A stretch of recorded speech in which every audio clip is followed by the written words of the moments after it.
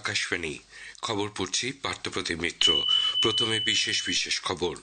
নতুন দিল্লিতে প্রধানমন্ত্রী নরেন্দ্র মোদী রুশ রাষ্ট্রপতি ভ্লাদিমির পুতিনের সঙ্গে দ্বিপাক্ষিক বৈঠকে বসেছেন। রুশ রাষ্ট্রপতির এই ভারত সফরে একাধিক গুরুত্বপূর্ণ চুক্তি স্বাক্ষরিত হওয়ার কথা। উম্মিদ পোর্টালে ওয়াকফ সম্পত্তি নথিভুক্ত করার আজ শেষ তারিখ হলেও আগামী 3 মাস কোনো জরিমানা বা শাস্তির সংস্থান থাকবে না বলে কেন্দ্রীয় সংখ্যালঘু বিষয়ক মন্ত্রী কিরেন রিজিজু জানিয়েছেন। স্বাস্থ্য পরিকাঠামোয় কেন্দ্রের দেয়া তহবিল বেশ কয়েকটি রাজ্য খরচ করতে পারেনি বলে কেন্দ্রীয় স্বাস্থ্যমন্ত্রী জেপি নাড্ডা আজ লোকসভায় জানিয়েছেন। রিজার্ভ ব্যাংক রিপো রেট 21% কমিয়ে 5.25 করেছে। বেসরকারি বিমান সংস্থা ইন্ডিগোর অভ্যন্তরীণ উড়ান দিল্লি থেকে বন্ধ হয়ে যাবার পর বিমান চলাচল স্বাভাবিক করার চেষ্টা চলছে বলে কর্তৃপক্ষ জানিয়েছে। আসছে বিস্তারিত খবরে। নতুন দিল্লির হায়দ্রাবাদ হাউসে প্রধানমন্ত্রী নরেন্দ্র মোদী ও রুশ প্রেসিডেন্ট ভ্লাদিমির পুতিনের মধ্যে দ্বিপাক্ষিক বৈঠক শুরু হয়েছে। উভয় নেতা দ্বিপাক্ষিক সম্পর্কের অগ্রগতি পর্যালোচনা ছাড়াও মত বিনিময় করবেন পারস্পরিক স্বার্থ সংশ্লিষ্ট আঞ্চলিক এবং আন্তর্জাতিক নানা বিষয়। এই বৈঠকের পর বাণিজ্য, অর্থনীতি, স্বাস্থ্য পরিষেবা, শিক্ষা, সংস্কৃতি এবং গণমাধ্যম বা মিডিয়া সহ বিভিন্ন ক্ষেত্রে একগুচ্ছ চুক্তি স্বাক্ষরিত হবে বলে মনে করা হচ্ছে। এর আগে ভারত সফররত রুশ রাষ্ট্রপতি ভ্লাদিমির পুতিনকে আজ নতুন দিল্লির রাষ্ট্রপতি ভবনের ফোরকোর্টে গার্ড অফ অনার দেওয়া হয়। জানানো হয় আনুষ্ঠানিক অভ্যর্থনা। রাষ্ট্রপতি দ্রৌপদী মুর্মুকে শুভেচ্ছা জানান তিনি। করমর্দন করেন প্রধানমন্ত্রী নরেন্দ্র মোদীর সঙ্গেও। এরপর পুতিন রাজঘাটে মহাত্মা গান্ধীর স্মৃতিসৌধে পুষ্পস্তবক নিবেদন করে শ্রদ্ধা জানান। স্বাক্ষর করেন রাজঘাটের ভিজিটার্স বুকেও। আগেই জানানো হয়েছে রুশ রাষ্ট্রপতি পুতিন 23তম ভারত রুশ বার্ষিক শীর্ষ সম্মেলন যোগ দিতে গত সন্ধ্যায় নতুন দিল্লি পৌঁছেছেন। প্রধানমন্ত্রী নরেন্দ্র মোদী বিমানবন্দরে তাকে উষ্ণ অভ্যর্থনা জানান। আজ সন্ধ্যায় রাষ্ট্রপতি দ্রৌপদী মুর্মু রুশ রাষ্ট্রপতিকে নৈশভোজে আপ্যায়িত করবেন। আমাদের প্রতিনিধি জানাচ্ছেন, ভারত এবং রাশিয়ার মধ্যে কৌশলগত অংশীদারিত্বের ঘোষণার 25 বছর পূর্তি উদযাপন করছে।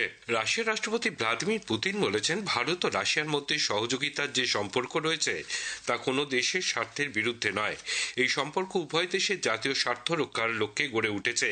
রাশিয়া ভারতকে জ্বালানি বিক্রি প্রসঙ্গে পুতিন বলেছেন, কিছু ক্ষমতাশালী ব্যক্তি মস্কোর সঙ্গে ঘনিষ্ঠ সম্পর্কের কারণে আন্তর্জাতিক বাজারে নতুন দিল্লির ক্রমবর্ধমান প্রভাবকে অপছন্দ করছে।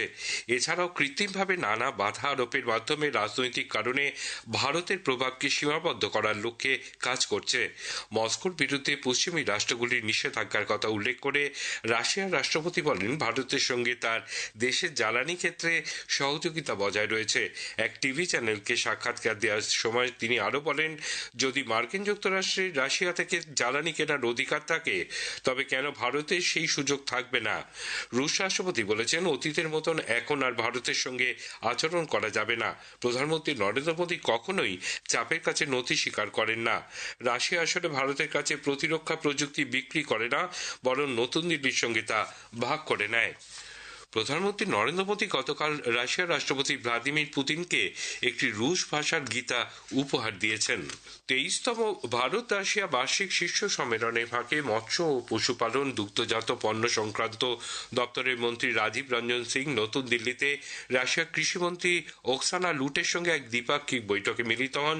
সংশ্লিষ্ট মন্ত্রক জানিয়েছে যে মৎস্য, প্রাণী সম্পদ এবং দুগ্ধজাত পণ্যের ক্ষেত্রে পারস্পরিক বাণিজ্য, বাজারজাত করার সমস্যা নিরসন, রপ্তানির জন্য নির্দিষ্ট সংস্থাগুলির তালিকাভুক্তি সহ বিভিন্ন বিষয়ে উভয় পক্ষের মধ্যে আলোচনা হয়েছে। কেন্দ্রীয় সংখ্যালঘু বিষয়ক মন্ত্রী কিরেন রিজিজু বলেছেন, উম্মিদ পোর্টালে এ পর্যন্ত 1,51,000-এর বেশি ওয়াকফ সম্পত্তি নিবন্ধীকৃত করা হয়েছে। ওয়াকফ আইন বলবৎ হবার পর মন্ত্রক এই পোর্টাল চালু করে এবং সংশ্লিষ্ট পক্ষকে যাবতীয় ওয়াকফ সম্পত্তি নথিভুক্ত করার জন্য বলা হয়।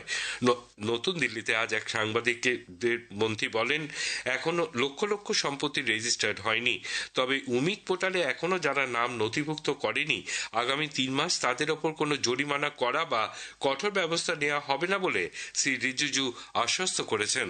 जितने भी मुतावलीस के माध्यम से उम्मीद पोर्टल में अपलोड करने के लिए जो कोशिश किया, पोर्टल में रजिस्ट्रेशन नहीं हो पाया, उनको मैं आश्वासन देना चाहता हूं कि हम आगे आपके लिए रास्ता खोलेंगे और 3 महीने तक हम कोई कठोर कदम नहीं उठाएंगे, हम कोई जुर्माना नहीं लगाएंगे। 3 महीने के समय में जितने भी वक्फ प्रॉपर्टीज है मुतावलीस के जो अधीन है वो रजिस्ट्रेशन करा लीजिए।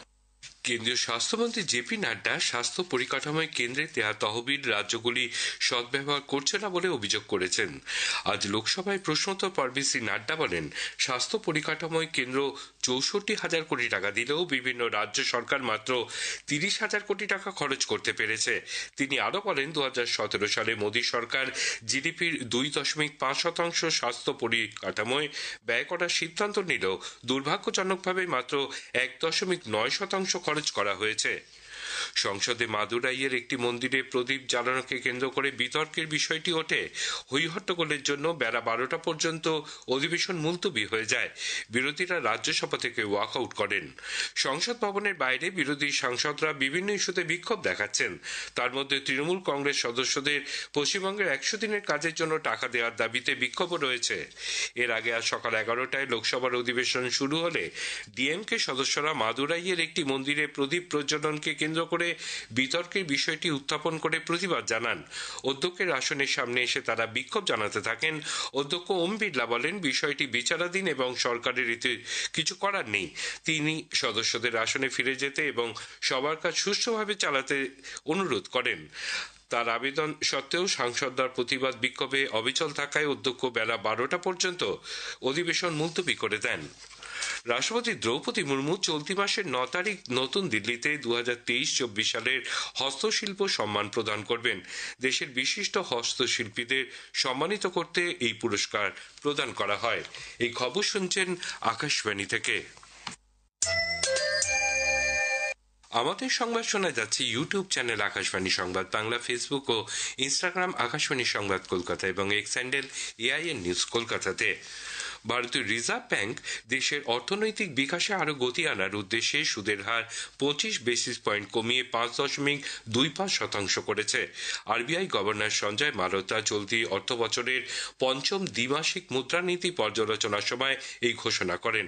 রিজার্ভ ব্যাংকের এই সিদ্ধান্তের ফলে আবাসন, অটোমোবাইল এবং বাণিজ্যিক ঋণ আরো সস্তা হবে। গত 3 মাস ধরে গ্রাহক মূল্যের সূচকের ভিত্তিতে খুচরো মুদ্রাস্ফীতির হার 2% নিচে থাকায় রিজার্ভ ব্যাংক এই সুদের হার হ্রাস করল। গ্রাহক মূল্য সূচকের সিরিজ শুরু হওয়ার পর থেকে এবছর অক্টোবর মাসে দেশের খুচরো মুদ্রাস্ফীতির 0.25% রেকর্ড স্পর্শ করে। আরবিআই গভর্নর বলেন, চলতি অর্থ বছরের দ্বিতীয় ত্রৈমাসিকে ভারতীয় অর্থনীতি প্রত্যাশার চেয়ে বেশি 8.2% জিডিপির বিকাশ হার অর্জন করেছে। Real GDP growth accelerated to 8.2% in Q2, buoyed by strong spending during the festive season, which was further facilitated by the rationalization of the GST rates. Inflation at a benign 2.2% and growth at 8% for the first half of this year presents a rare Goldilocks period. Delhi বিমানবন্দর থেকে Indigo বিমান সংস্থার সব অভ্যন্তরীণ উড়ান আজ মধ্যরাত পর্যন্ত বাতিল করা হয়েছে। তবে অন্য সব বিমান সংস্থার উড়ান সূচি অবশ্য নির্ধারিতই রয়েছে। বিমানবন্দর সূত্রে বলা হয়েছে, কর্মীরা ত্রুটি বিচ্যুতি খুঁজে বের করে প্রয়োজনীয় মেরামতির কাজ চালিয়ে যাচ্ছেন।